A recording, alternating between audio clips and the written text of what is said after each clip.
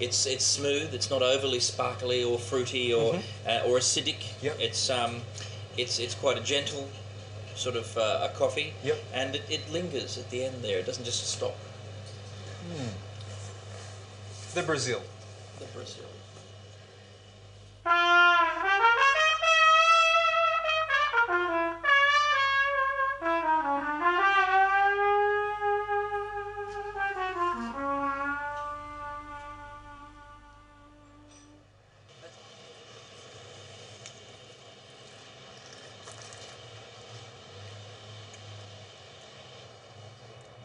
Very different.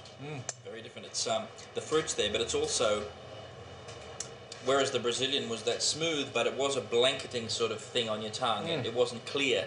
This is it's clearer. It's got a little sparkle, but it dies away quicker on your tongue. Like that's just about gone now. Whereas the Brazilian lingered almost indefinitely.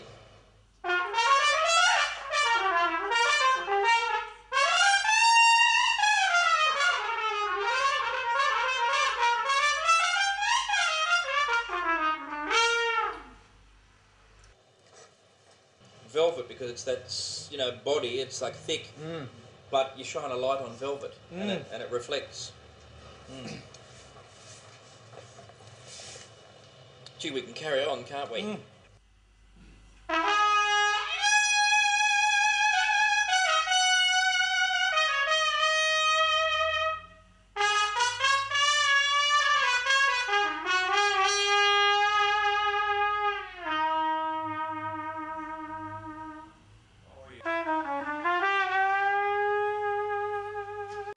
I first started in the kitchen when I was 14. I'm 32 now, so I've been cooking for 18 years. That's all I've ever done. I went straight from school into a kitchen. I'm a Melbourne boy. I was born here, bred here and trained here. I spent a little time in South Australia, about 4 or 5 years. And then when I finished my apprenticeship at the Hotel Windsor, I worked with a French chef in Melbourne by the name of Philippe Michel at Restaurant Paul Bocuse, at Langton's Wine Bar. And then I went to Europe for about 4 years. I lived in London mainly, and I worked at a 2-star Michelin called The Square with a chef by the name of Philip Howard. Then I came home, and I spent a couple of years sort of finding my feet here, and then I took over the point about 2.5 years ago now. And the recognition starting to sort of happen for us. So I'm just going to take you through our meat today and the difference between the grass-fed, the grain-fed, and the Wagyu. Okay, here we have some grass-fed porterhouse or strip loin. That's from Cape Grim in Tasmania. It's got a stronger flavour than the grain-fed. In the middle here we have the grain-fed meat. That's from our feedlot in Yambinia in northern New South Wales. Grain-fed meat starts off on grass for between 8 to 12 months and then gets shipped up to the feedlot where it goes on a special grain regime for anywhere from 100 up to 300 days. So the grain-fed normally has a slightly higher marble score. And then we get to our Wagyu porterhouse. That's a marble score 9+. Marble score basically grades the amount of fat that's in the meat. So the longer that it's on a grain-fed program, the higher the marble score. The Wagyu beef is on a grain feed regime for 300 days minimum. We're lucky that we've got the supply chain to control our grass-fed, our grain-fed, and our Wagyu beef as well. The point is situated in Albert Park by the lake.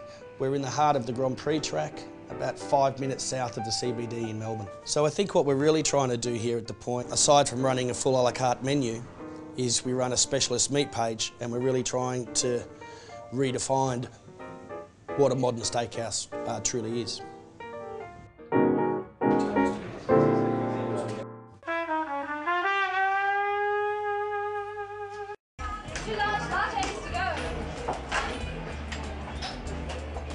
Well, I came over about 8 years ago to Australia from Bermuda, and I was working in hotels and restaurants and that sort of thing. Yeah.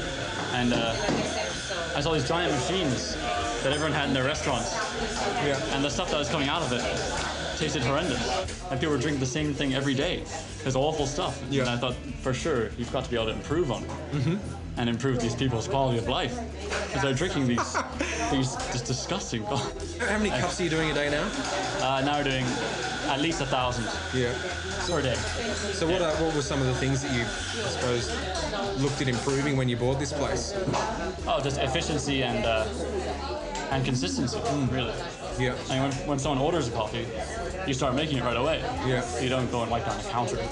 You just do it. Yeah, if you're not grinding per cup, then you're not doing proper espresso. We find. Yeah. Yeah, it really is the next level. You have to grind per cup. It has to be fresh. As soon as you grind it, a bean turns into 1,000 small little particles, all exposed to oxygen in the air. So it immediately starts going stale. So that's why there's all this clicking in the background. It's all people grinding per cup so that we can capture that flavor as soon as it's there. To become a barista here, to become a full barista, you have to pass a test, which is 32 coffees in 16 minutes. Yep. And these 32 coffees have to be exactly right, every single one, exactly the same as we do them. Yep. With a fleur and everything on it, it has to be right. Yep. And if you can't do it in that amount of time, then you're off. You're off. Yep. And thanks for trying out, but you're off. Yeah. And we've had about 26 people do the test. Yep. And so far 3 have passed. That's a double espresso. That's a latte. That's a strong latte. That's a very hot strong latte. And we also have cappuccino. Soy is upside down. Decaf is low.